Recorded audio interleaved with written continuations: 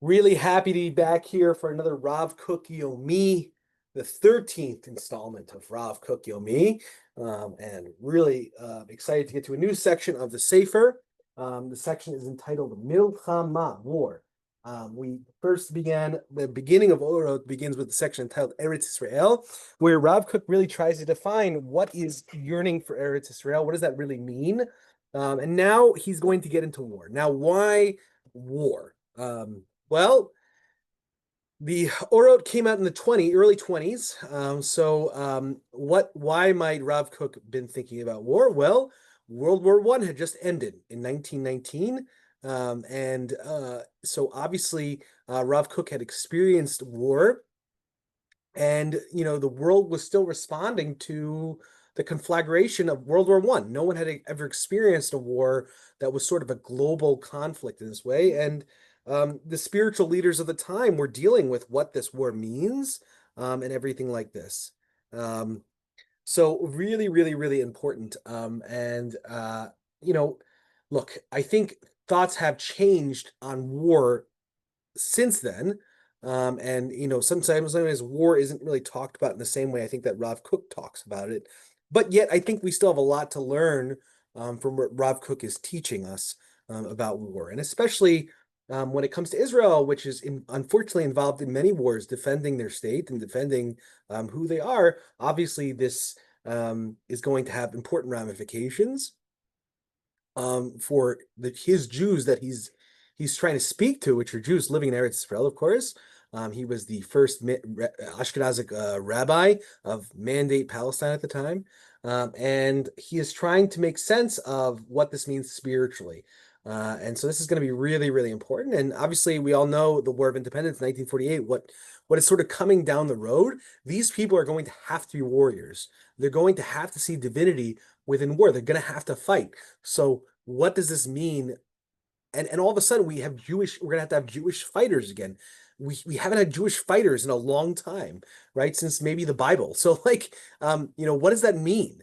And what is that supposed to look like? And so those are some of the issues that he's going to deal with here. And of course, I think they have ramifications for us as well. So let's begin teaching one on Milchama, on war. All right. So he says, Kesheyesh milchama gedola ba'olam mitorer koach hamashiach. Right? When there is a great war that is awakened in the world, and the whole entire world begins to fight with each other, which obviously, by the way, is not a good thing, right? It's not necessarily immediately great. We don't prefer this war to happen, but sometimes we all know that wars do happen. He says, when these wars happen, there is the strength of the Mashiach is awakened. The strength. So the Mashiach is this idea that there's going to be this person or this thing that comes along and redeems the Jewish people, brings justice, a complete justice to the world, returns the Jewish people to Eretz Israel, and rebuilds the Beit HaMikdash. Right? It is what redemption looks like, whether it's an individual person who's doing this and leading this, or it's a group of people, or it's a time period. Rabbis have a lot of disagreements about what this time period looks like. But what we know is that there's going to be a newfound sense of justice in the world that actually is manifest, and the Jews will live in Eretz Israel and return, have power once again. So he says, interestingly enough, that somehow when we see milchama in the world, we should understand spiritually that the koach of Mashiach, this redemptive energy and this redemptive strength is brought into this world. Now, that's not usually what we think of when we see war. When we think of war, we think, man, things have gotten really bad. Things have gotten really terrible. So this is sort of a perplexing statement, and it's going to be important to understand. I think Rav Kook will unpack throughout this teaching, what this means. Okay. He says in Song of Songs, he quotes a verse, Eita Zamir Higia, the time of, you could say, singing is arriving, Zamir, like Zamir, but Zamir also has a meaning of cutting down, to cut something down. And so you could also read this passage as the time of cutting down has arrived. Of course, what is this cutting down? Zamir Aritzim, right? He says this cutting down is the cutting down of tyrants, right? People who are abusing power to hurt people. right? That's what the time has come for. Harisha'im nichadim mina olam va'olam mitbasem, right?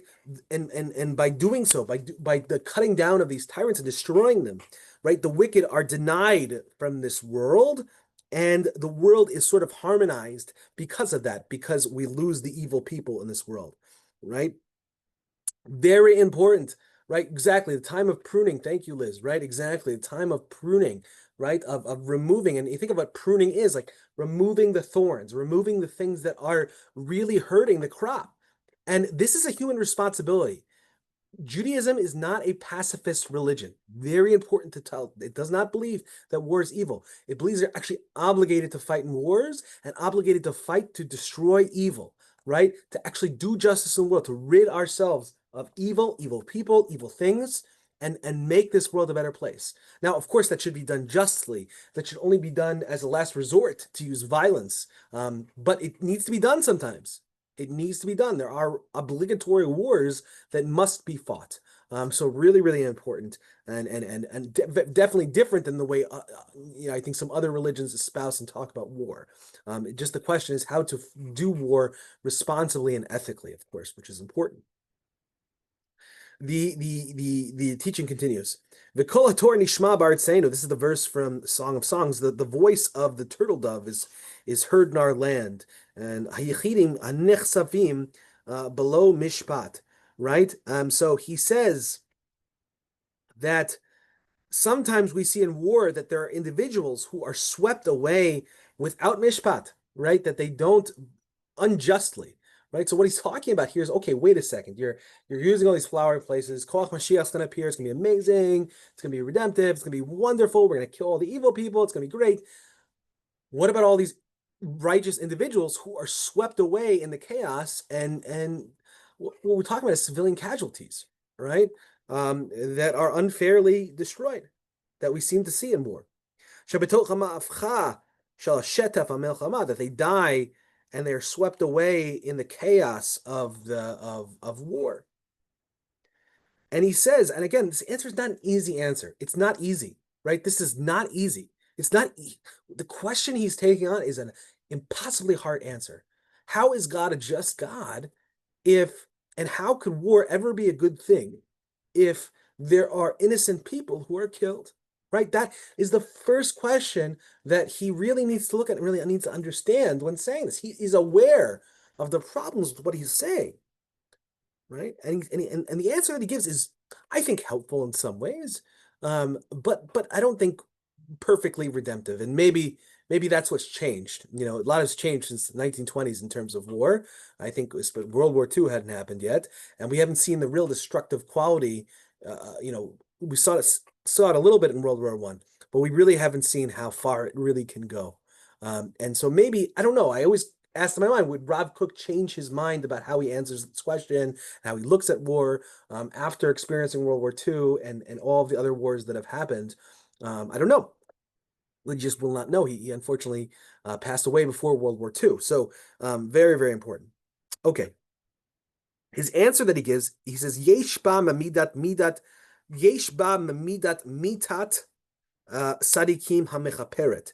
There is within this idea of innocent people dying, this idea of that the Gemara brings in Moed Katan, Daf 28a in the Talmud, that sometimes the death of people who are righteous, who seem to die even though they're good people and this bad things happen to them, what the Talmud there says is that this sometimes happens. And what this does is it atones for the sins of the generation, of the klal in general. It generally atones for other people's sins. And this is what means when a righteous person is sacrificed, is killed in order to protect and to atone for the sins of people who they aren't, right? This is an amazingly righteous thing to do, to die for the sake to help other people who are not righteous. Right now, of course, who famously did this according to Christian theology? Jesus, right? This is the whole entire idea of Jesus, right? Jesus died for our sins, et cetera, et cetera. So, again, this idea is found within the Gemara that righteous people do things like this. Sometimes happens to righteous people. So it's not like this is an unfounded idea within Judaism. To say that that's the Mashiach is a very different story. But the Gemara seems to say that this does happen, that sometimes righteous people die and it acts as an atonement for the whole entire generation, right? These people are true Sadiqim, and they're rewarded, of course, for how they die and everything like that in Olam Haba. We believe in the world to come. But from our perspective, this seems very unjust. But regardless, and I think this really shows us that we are truly all interconnected, especially if you're a righteous person. You really are interconnected with the klal. We aren't just judged as individuals in this world. That's what's painful. Other people's decisions really do affect us. We are judged as a community, not just as individuals. We're all in this together, which is hard and difficult. It's not the American way, right? The American way is I should only be held liable for what I do. Okay, that's very American. Individual liberty, not very Jewish. Okay, in Judaism, we are all connected to each other. Kol Yisrael chayavim, aravim zelazeh are held responsible and are responsible for each other. This is going to be very important here. So very, very important what he's saying. He says, right, that we are responsible for each other. And then these people who die, unfortunately, Olim, he says, Olim hem lamala b'shor shachayim va'atzmut chayehem mevi erech klali l'tova l'vracha el klal binyan olam b'chol erkav u'binyanav. And we'll end with this passage. We'll finish this next time. He says their spirits, their souls, when these people die, these righteous people die as an atonement for their generation. Olim hem lamala b'shor shachayim, they rise, their spirit elevates to the root and the source of all life, their essence of their life, and they basically reconnect with God again, right? Their spirit sort of reconnects with the foundation of all life, and in doing so, in some ways, the same thing happens in the physical world, in this world, right? That in the lower world, in the world of this world, in this world of humanity, right? Their sacrifice, their life brings a good value, a general goodness, and a blessing to all of the binyan olam, to all of the ways in which the world is being erected and made better all the time, right? Right, and it actually helps everything in the world, right? Because that's what a tshuva does, atonement does, right? Is it actually enhances and helps people build up the world and make the world a better place, right? So their sacrifice is not forgotten, and their sacrifice sort of acts as a way to actually make the world a better place. Now, this is not an easy theology. But again, I think what you have to harmonize here with is that Rav Kook is not answering an easy question, right? This is a very hard question that he's answering, but there is a certain truth to it. When we see that righteous people die, right, and they, right, there is a quality of that we need to do tshuva, that we need to repent. How did this happen? Why did this happen?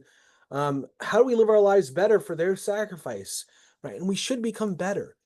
I don't know if I fully subscribe to everything he's saying here and want to walk this path that he's walking down all the time, but there is a certain element of wisdom to it, which I think is important to note. And look, war is hard. It really is difficult, and it is difficult to deal with these questions. It's not the end of the conversation, but it's going to keep going. So we'll keep learning this teaching next time, part 2 of this teaching. Thank you so much. Always email any questions you have to Rabbi Marcus Rubenstein at templeofaaron.org. I hope you enjoyed this today, and please have a wonderful, wonderful day. Thank you, everybody.